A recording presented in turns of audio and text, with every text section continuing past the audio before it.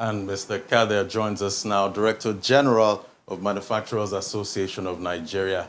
It's a pleasure to have you on the show, Mr. Kader. Thank you for having me. Thank you for joining us. Looking at your latest report, why are manufacturers' CEOs losing confidence in the Nigerian economy? Well, thank you very much again for having me. The outcome of our MCCI indicated that increasingly manufacturers are losing confidence in the economy, and that's because of the several challenges that confront the sector. For instance, in the last quarter, that's the fourth quarter of 2020, we had a situation where the forex, the naira, continued to depreciate against the dollar. The cost of power kept on rising, and you are aware of the recent increase. There's high cost of transportation, especially at the ports. We have indicated that it costs about the same amount to import a 40-foot container from China to Apapa as it is to take it from Apapa to Agbara, which is just a journey of less than 27 kilometers. And then there's, of course, low demand and sharp reduction in terms of household purchases. We have high cost of raw materials, which is, of course, also a direct effect of the rate of the naira to the dollar. So there are quite a number of factors that have reduced the confidence that manufacturers in Nigeria have about the economy. Okay, so tell me, what really is the objective of this index? Why is it important? Okay, so the objective of this survey is to give a clear indication of how manufacturers who operate in the economy of Nigeria feel about the economy, what they think about the macro environment, and quite importantly, how government policies aimed at improving the economy impact on the sector. So we'll be looking at how the interest rates, the lending rates, inflation, and so on impact the manufacturing business, and how confident they are that government policies are addressing the myriad of challenges that we have. That's the major objective. And we conduct this survey across the geopolitical zone, across the 10 sectors and 74 subsectors of man, and all over the country. So from your findings, you are asking the federal government to reverse the 50% hike in the VAT. Why, considering that Nigeria's VAT remains the lowest? Well, yes, it's been severally mentioned that we remain the lowest, especially in Africa and so on. But the policies that we take has to reflect the environment in which we are operating. For instance, now, government is pursuing policies that will make the economy better, that is improving the well-being of the people. So VAT being a consumption tax at this time of suffering a recession, it is best you put more money in people's hands, or you allow them to be able to purchase more than they have been doing. So it is important that you bring down the rate so that people will be able to buy more. Also, manufacturers have indicated that our warehouses are full. The inventory of unsold products is piling to the extent that we now have to invest in warehouses where we keep our finished goods. So I think the special circumstances of Nigeria dictates that you take policies that will help the economy, that will grow the economy, and that will help us to find our way out of the current recession that we're in. Now, just as you mentioned, access to foreign exchange was one of the major challenges and still remains a major challenge faced by manufacturers. How can this problem be addressed? Your survey, of course, would have proffered some kind of solution for the central bank and other policymakers in addressing this particular issue. Yes, indeed, we did mention that. And central to our advocacy in this regard is that you cannot treat all sectors of the economy the same way. Manufacturing business will help to reflate the economy. It will also improve our productivity.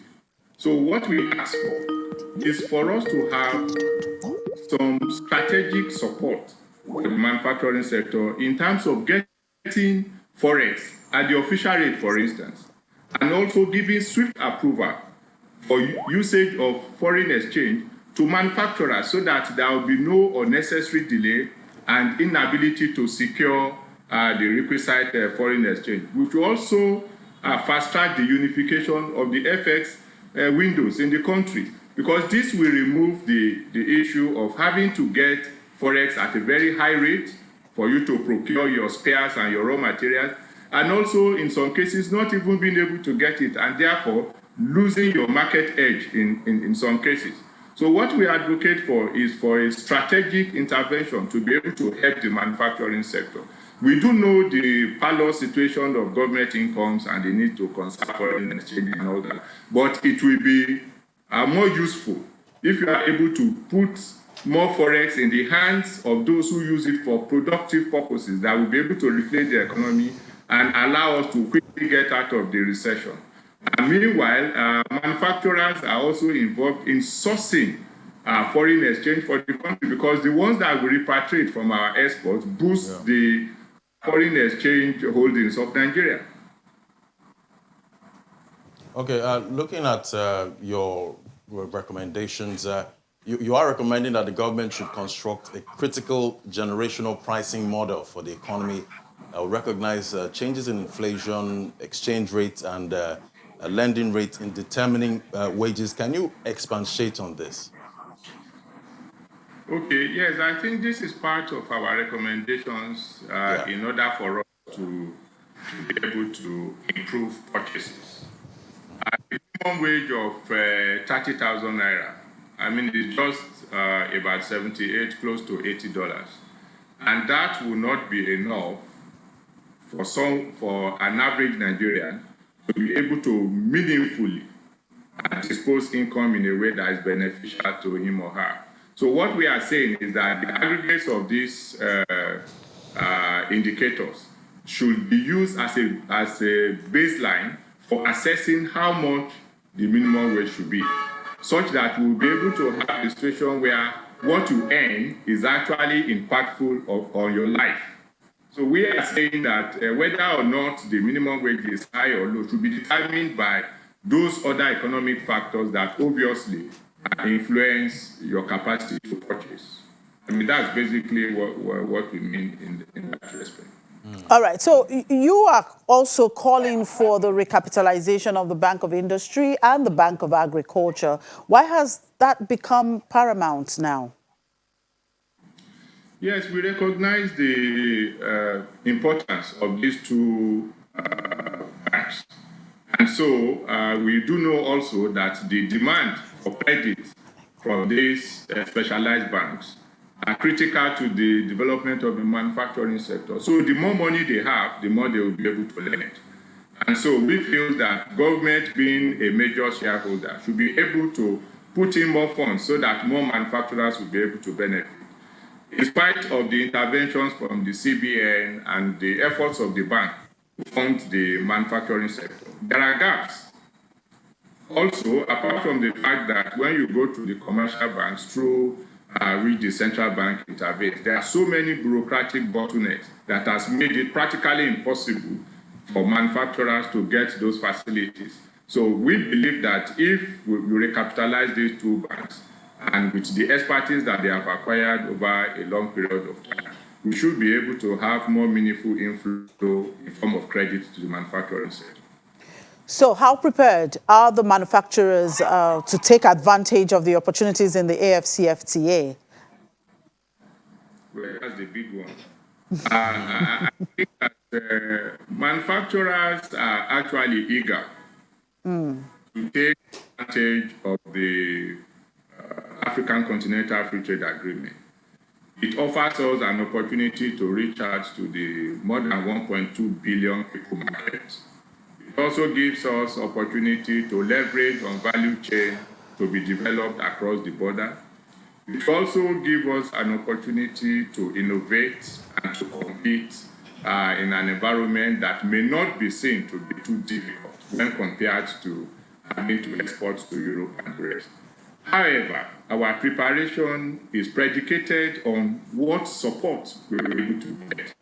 There are some supply side constraints that we need to overcome in order for us to be able to beneficially engage in the market. In-house, we have been doing some kind of mentoring. We have been giving advice to our members and organizing webinars and meetings for us to be able to strategically locate the areas of beneficial engagement in the African continental free trade area. So our members are ready, and we are cooperating with government agencies and structures that have been set up to enhance our capacity to compete. For instance, the National Action Committee on AFCFTA and the National Office for Trade Negotiations. We are in touch with them, and we are holding meetings and strategizing. We are continuing with government to improve our negotiation skills and the things we are putting on the table. So we are generally looking forward with optimism. However, we do know that the level to which we are able to achieve success is contingent on the reforms that government is making to make the economy better, and for us also to be able to have a straight line of communication and consultations with government, so that we are not left out when important decisions are taken, and that when we do have issues as we go along on this continental journey, we are able to have government support to be able to redress them.